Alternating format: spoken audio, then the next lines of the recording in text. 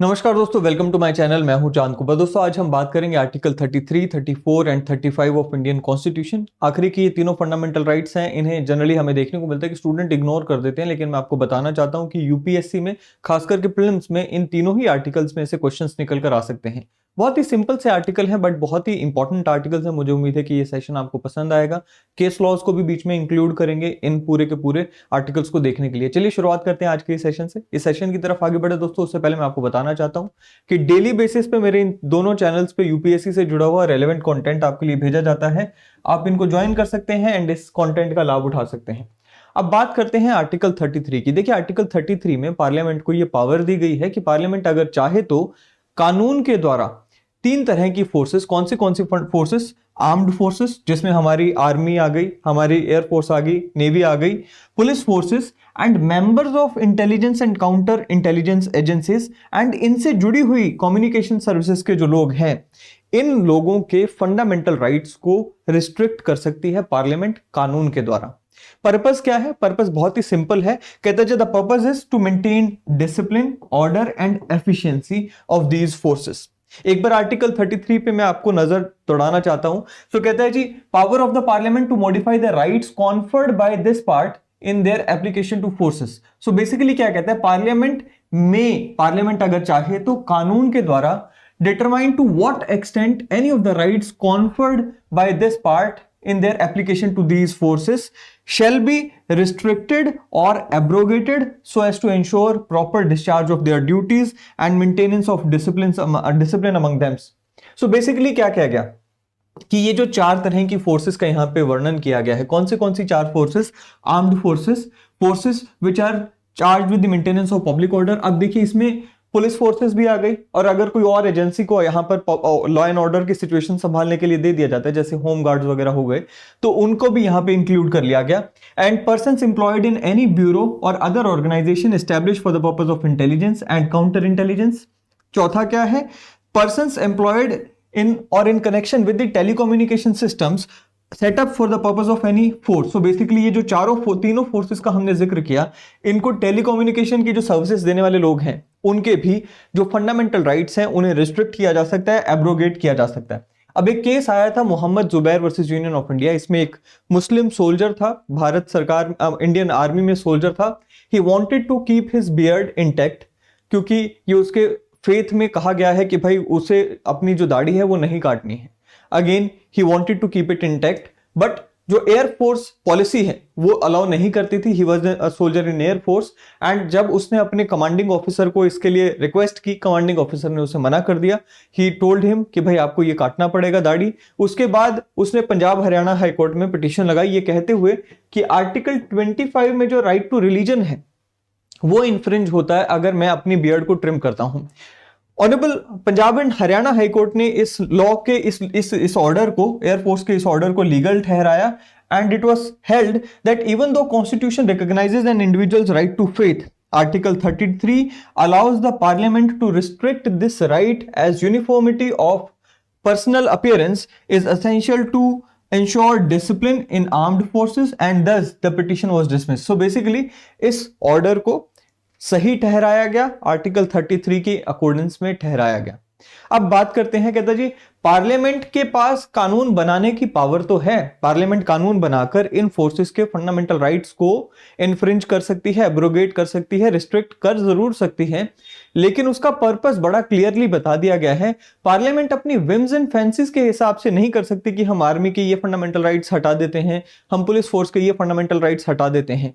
Purpose fulfil होना चाहिए। जो पर्पस यहां पे बताया गया है, that is to ensure discipline and to maintain or to ensure proper discharge of their duties. अगर ये पर्पस के अलावा फंडामेंटल राइट्स को रिस्ट्रिक्ट किया जा रहा है तो it will be illegal, it will not be in accordance with the article 33।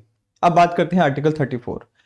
Fundamental rights को आप यहां पर फिर से हटा रहे हैं, but only during martial law. अब पहले तो मार्शल लॉ क्या होता है वो थोड़ा सा जान लेते हैं। कॉन्स्टिट्यूशन में कहीं पे भी डिफाइंड नहीं है मार्शल लॉ क्या होता है। इंग्लिश लॉ से हमने ये टर्म उठाई है and it signifies military rule. अब देखिए मार्शल लॉ का मतलब क्या है, एक ऐसी situation where the authority to govern a place is taken over by military forces. So martial law का मतलब क्या है कि एक पर्टिकुलर प्लेस पे जब मार्शल लॉ लगा दिया गया, वहां पर जो हमारी सरकारी मशीनरी है, जिसमें हमारी लेजिस्लेचर, एग्जीक्यूटिव या जुडिशरी आ गई, ये सेट असाइड हो जाएंगे एंड मिलिट्री के द्वारा उस पर्टिकुलर एरिया को रूल किया जाएगा, गवर्न किया जाएगा।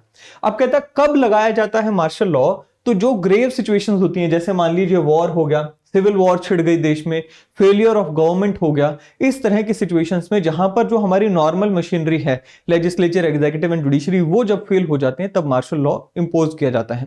भारत में आज तक मार्शल लॉ कभी लगाया नहीं गया है। कहता है जी दीज अथॉरिटीज, यानी कि जो आर्मी की फोर्सेस या मिलिट्री फोर्सेस जो होती हैं, जब मार्शल लॉ लग जाता है, दे इंपोज देयर ओन रूल्स। ये सबसे इंपॉर्टेंट बात है कि जब मार्शल लॉ लग जाता है तो आपका जो नॉर्मल कानूनी व्यवस्था है या जो नॉर्मल आपके लॉज हैं जो कि डेली लाइफ में आपको गवर्न करते हैं, उनकी जगह पर मिलिट्री या जो मार्शल लॉ लगाने वाली अथॉरिटीज होती हैं, हमारी आर्म्ड फोर्सेस, वो अपने रूल्स एंड अपने रेगुलेशंस लगाती हैं सिविलियंस के ऊपर। कहता है जी such rules are frame outside the ordinary laws which exist in the country. तो ये सबसे इंपॉर्टेंट बात है, क्योंकि अगर आपने ये बात को याद रखा तभी आप आर्टिकल 34 को समझ पाओगे। तो आर्टिकल 34 क्या कहता है? Restriction on rights conferred by this part while martial law is in force in any area. कहते हैं जी notwithstanding anything in foregoing provisions of this part, part 3 यानी कि फंडामेंटल राइट्स को हम एक बार दरकिनार करते हैं। पार्लियामेंट में by law indemnify any person in the service of union or state or any other person in respect of any act done by him in connection with the maintenance or restoration of order in any area within the territory of India where the martial law was in force। Simple सी बात है, एक example देके समझा देता हूं। मान लीजिए आपके डिस्ट्रिक्ट में मार्शल लॉ लगा दिया गया, आपकी स्टेट में मार्शल लॉ लगा दिया गया। अब जो आर्म्ड फोर्सेस के लोग हैं, मिलिट्री के लोग हैं, उन्होंने आके आपके डीसी को, जो आपके एरिया का डीसी है, उसे ये कह दिया कि भाई इस रोड से जो भी व्यक्ति जाता हुआ दिखे उसे उठाओ और जेल में डाल दो। आपने पूछना नहीं है कि वो क्यों निकला था घर से बाहर, आपने देखना नहीं है कि वो क्या करने जा रहा है, आपने बस उसे उठाना है और जेल में डाल देना या उसे गोली मार दो। इस तरह का भी ऑर्डर पास किया जा सकता है। मान लीजिए डीसी ने आपको उठाया और जेल में डाल दिया विदाउट एनी आस्किंग और विदाउट एनी रीजन। अब जैसे ही आपको जेल में डाला, आपने कहा जी ये तो मेरा फंडामेंटल राइट का इंफ्रिंजमेंट हो गया। क्यों? आर्टिकल 19 मुझे right to freedom of movement देता है, आर्टिकल 21 मुझे राइट टू लिबर्टी देता है। अब डीसी ने आपके फंडामेंटल राइट्स को इन्फ्रिंज किया है। डीसी एक अथॉरिटी है जो कि मार्शल लॉ के टाइम पे, जब मार्शल लॉ लगा हुआ है, पब्लिक ऑर्डर को मेंटेन करने की कोशिश कर रहा है under the orders of martial law authorities. ऐसे में कहता जी पार्लियामेंट अगर चाहे तो कानून के द्वारा उस ऑफिसर को जिसने आपके फंडामेंटल राइट्स का हनन कर दिया, क्योंकि वो लॉ एंड ऑर्डर को मेंटेन करना चाह रहा था, कानून के द्वारा उस ऑफिसर को इंडेमनीफाई कर सकते हैं। इंडेमनीफाई का मतलब क्या है कि उसकी जो लीगल लायबिलिटी अराइज हो गई क्योंकि उसने आपके फंडामेंटल राइट्स को इन्फ्रिंज कर दिया, उस लीगल लायबिलिटी से बचा सकती है पार्लियामेंट उस ऑफिसर को जिसने आपके फंडामेंटल राइट्स का हनन कर दिया। तो बेसिकली पार्लियामेंट एक कानून ला सकती है और उस कानून के द्वारा यह कह सकती है कि जब मार्शल लॉ इस एरिया में लगाया गया था, उस समय के जो ऑफिसर्स थे उन्होंने जो भी एक्शंस लिए जिससे लोगों के फंडामेंटल राइट्स इन्फ्रिंज हुए, उन सभी ऑफिसर्स के ऊपर कोई कार्रवाई नहीं होगी, क्योंकि उनके ऊपर ये जो आरोप लगे हैं ये मार्शल लॉ के टाइम पे लगे थे। इस तरह का कानून लाया जा सकता है और इस कानून को लाने की पावर जो दी गई है पार्लियामेंट को, वो आर्टिकल 34 ने दी है। तो सिंपल सी बात है, कहता है जी पार्लियामेंट अगर चाहे तो ऐसे ऑफिसर्स को इंडेमनीफाई कर सकती है। इंडेमनीफाई का मतलब होता है कि लीगल लायबिलिटी से प्रोटेक्शन देना। लीगल लायबिलिटी से प्रोटेक्शन देने का मतलब क्या कि मान लीजिए आपने कोई क्राइम कर दिया, आपकी लीगल लायबिलिटी अराइज होगी क्योंकि आपने क्राइम कर दिया। इंडेमनीफाई का मतलब क्या है कि आपके खिलाफ अब लीगल कार्रवाई नहीं होगी just because you have done that crime. So क्या कहता है? कहता है जी पार्लियामेंट अगर चाहे तो किसी भी पर्सन को इंडेमनीफाई कर सकती है जो कि इन सर्विस ऑफ यूनियन और स्टेट हो, in respect of any act done by him in connection with the maintenance or restoration of order in any area within the territory of India where the martial law was in force।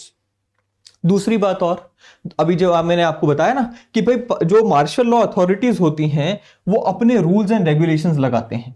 Martial law की जो authorities हैं वो अपने rules and regulation लगाते हैं। अब मान लीजिए मार्शल लॉ अथॉरिटीज ने एक ऐसा रूल लगा दिया जिसके तहत ये कहा कि भाई जो भी व्यक्ति इस सड़क पर जाता हुआ दिखाई देगा या जो भी व्यक्ति लेट्स से एक जगह पर 4 लोगों का ग्रुप बना हुआ हमें दिखाई देगा, हम उन ग्रुप को पकड़ेंगे एंड उन ग्रुप को 6 महीने के लिए जेल में डाल देंगे।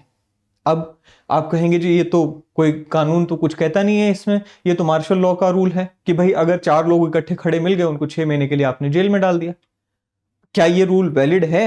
आप कहेंगे नॉर्मल लॉ के हिसाब से तो ये रूल वैलिड नहीं है, लेकिन अगर यहां पर मार्शल लॉ को देखें तो उन्होंने ये रूल बनाया और उन्होंने आपको जेल में डाला है। तो ये आर्टिकल 34 कहता है कि पार्लियामेंट अगर चाहे तो मार्शल लॉ के द्वारा या मार्शल लॉ के टाइम पे जो मार्शल अथॉरिटीज के द्वारा, मिलिट्री या आर्म्ड फोर्सेस के द्वारा जो कानून बनाए गए, उनके द्वारा जो पनिशमेंट इन्फ्लिक्ट की गई है, सेंटेंस पास की गई है या पनिशमेंट इन्फ्लिक्ट की गई है या किसी की प्रॉपर्टी को फॉरफिट किया गया है, उसे भी वैलिडेट कर सकती है। तो एक तो इंडेमनिटी प्रोवाइड कर दिया कि भाई किसी ने अगर फंडामेंटल राइट्स को इन्फ्रिंज कर दिया लॉ एंड ऑर्डर मेंटेन करते समय मार्शल लॉस के टाइम पे, तो एक तो उसे लीगल लाइबिलिटी से प्रोटेक्शन प्रोवाइड कर दी। दूसरा कि जो मार्शल अथॉरिटीज के टाइम, मार्शल अथॉरिटीज यानी कि आर्म्ड फोर्सेस के द्वारा कोई कानून बनाया गया था, कोई कानून लागू किया गया था जिसके द्वारा आपको कोई पनिशमेंट दी गई, आपको कोई सजा सुनाई गई या आपकी प्रॉपर्टी जब्त कर ली, उसे भी वैलिडेट कर सकती है पार्लियामेंट कानून बनाकर। और ये भी पावर पार्लियामेंट को कहां दी गई है? आर्टिकल 34 में दी गई है। अब 2-3 बातें और इसके बारे में हमें ध्यान रखनी चाहिए, वो ये कि भाई कहता है जी the indemnity provided can not be challenge to the court in the any court of India on the ground that it violates fundamental right. मतलब अब मैंने जो एग्जांपल लिया आपको कि भाई डीसी ने आपको जेल में डाल दिया, जेल में डाला तो आपने उसके खिलाफ शिकायत की, पार्लियामेंट ने कानून लाया कि भाई इसे हम माफ कर रहे हैं या इसके खिलाफ कोई कानूनी कार्रवाई नहीं होगी, डीसी के खिलाफ कोई कानूनी कार्रवाई नहीं होगी। कहते जी अब पार्लियामेंट के द्वारा लाए गए उस लॉ को आप किसी भी कोर्ट में चैलेंज नहीं कर सकते। आप ये नहीं कह सकते कि जी इसने तो मेरे फंडामेंटल राइट्स का हनन किया है, इसे पार्लियामेंट माफी कैसे दे रही है, पार्लियामेंट के द्वारा जिस कानून के द्वारा पार्लियामेंट उसे माफी दे रही है आप उस कानून को ही चैलेंज कर दो, ऐसा नहीं हो सकता। ठीक है। दूसरा क्या कहता है जी, supreme court and high courts do not have any appellate authority or jurisdiction over order passed by the military courts in this situation. अब मान लीजिए मिलिट्री कोर्ट के सामने आपको पेश किया गया, मार्शल लॉ लगा हुआ था, मार्शल लॉ के टाइम पे आपको मिलिट्री कोर्ट के सामने ले गए, आपके ऊपर ये चैलेंज लगाया, चार्ज लगाया गया कि ये बिना बात के सड़क पर घूम रहा था। मार्शल कोर्ट ने आपको क्या किया? जेल में डाल दिया। अब इसके खिलाफ आप सुप्रीम कोर्ट या हाई कोर्ट में अपील भी नहीं कर सकते, ये भी हमें समझना पड़ेगा। ठीक है। सो ये है आर्टिकल 34। आर्टिकल 34 हमने पढ़ा। आखिरी आर्टिकल है 35, कहता है जी power to make laws regarding fundamental rights. Simple सी बात की गई है कि फंडामेंटल राइट्स से जुड़े हुए जितने भी कानून बनाने हैं, जैसे हमने पढ़ा ना कि अनटचेबिलिटी को अबॉलिश करने के लिए कानून बनाया जाएगा, अगर कोई अनटचेबिलिटी की प्रैक्टिस करता है तो वो क्या होगा? It will be an offence punishable by law. अब वहां पर हमने ऑफेंस बनाया, वो ऑफेंस बनाएगा कौन? यानी कि उसको इंप्लीमेंट करने के लिए कानून बनाएगा कौन? तो कहता है जी पार्लियामेंट बनाएगी, स्टेट लेजिस्लेचर नहीं बनाएगी। इसी तरह से कहता है जी कोई भी ऑफेंस की अगर बात की गई है फंडामेंटल राइट्स में, उन ऑफेंसेस को कानूनी जामा पहनाने के लिए जो भी कानून बनाए जाएंगे वो पार्लियामेंट के द्वारा बनाए जाएंगे।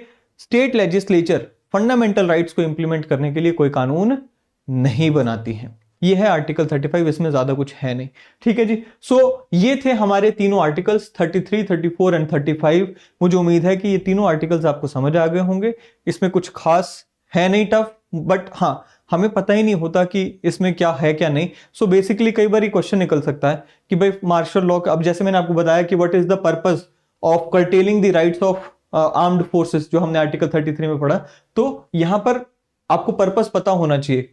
कई बार स्टेटमेंट इस तरह से आ जाती है कि भाई आर्म्ड फोर्सेस के फंडामेंटल राइट्स को कर्टेल करने के लिए parliament does not require any purpose.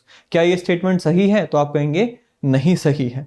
सो ये कुछ स्टेटमेंट्स इस तरह से निकल कर आ सकती हैं। ठीक है जी। चलिए, सो ये था हमारा आज का वीडियो। इसमें हमने 33, 34 एंड 35 को कवर किया। मुझे उम्मीद है कि ये सेशन आपको पसंद आएगा। सेशन पसंद आए तो इसे लाइक करना, शेयर करना ना भूलें।